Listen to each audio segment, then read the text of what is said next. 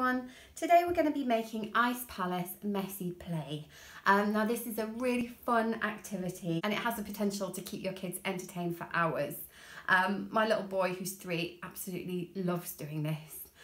It's an activity that's pretty low cost, especially if you have some of the bits and pieces kicking around at home already, but this does take some preparation the night before.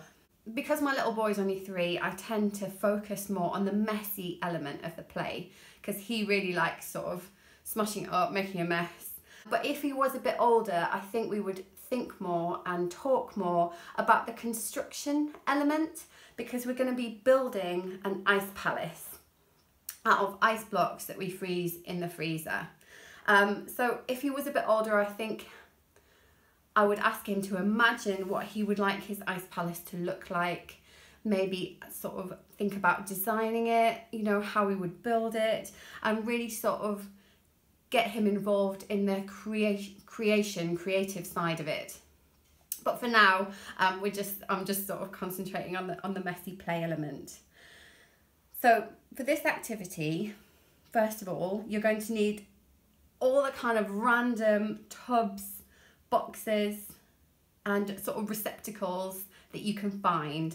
So here I have old yogurt pots, I have Tupperware, I've got an old tub that biscuits came in, and I even have a punnet that I think held mushrooms. You're also going to need some space in your freezer. So we're going to fill these with water.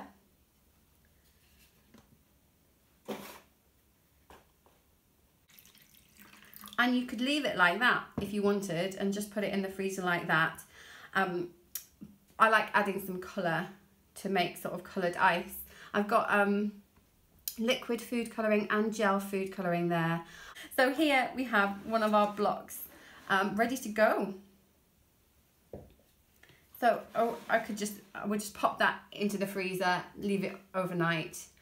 The other thing, another element to introduce to the messy play is freezing some small toys.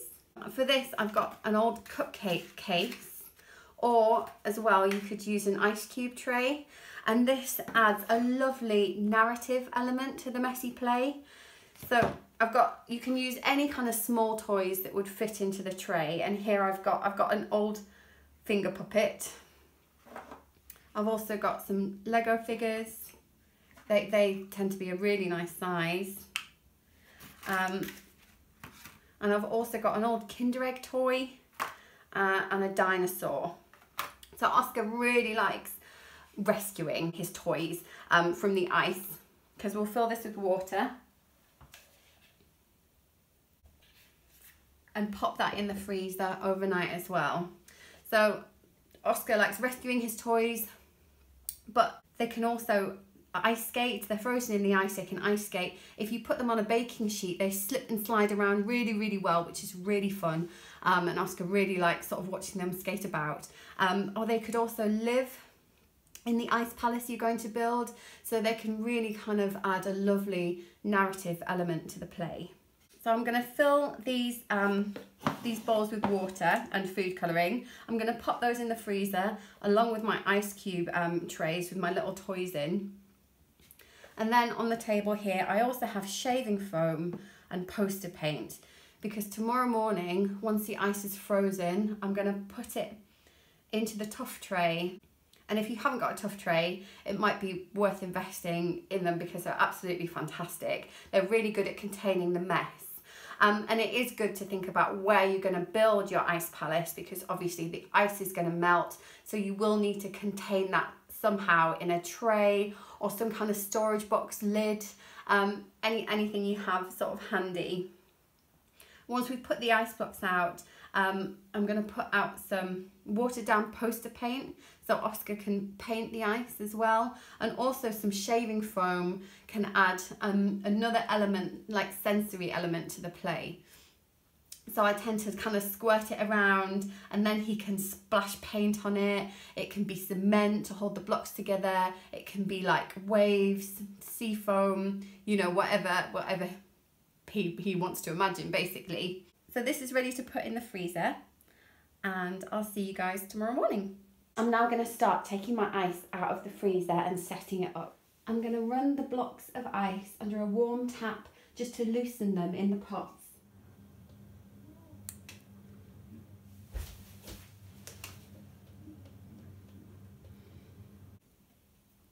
I think that the punnet from the mushrooms has actually worked really well and left a lovely pattern on the ice. I hid some treasure in this one.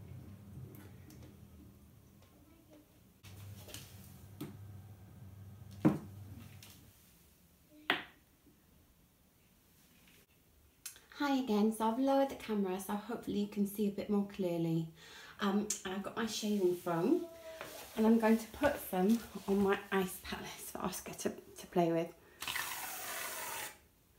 So now I'm going to add, I've got some watered down poster paint here with brushes that he can use to paint the ice and paint the shaving foam. So I'm just going to pop this here for him.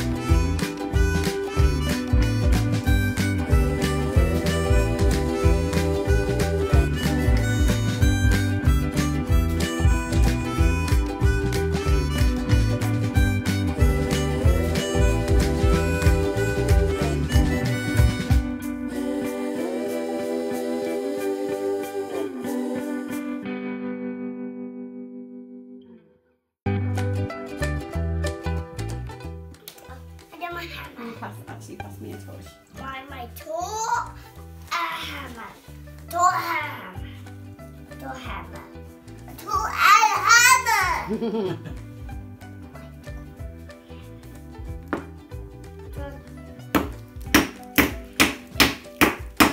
It will be fit.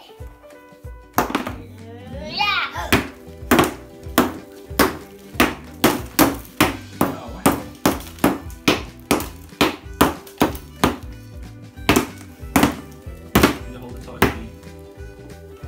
Wow, that was so cool.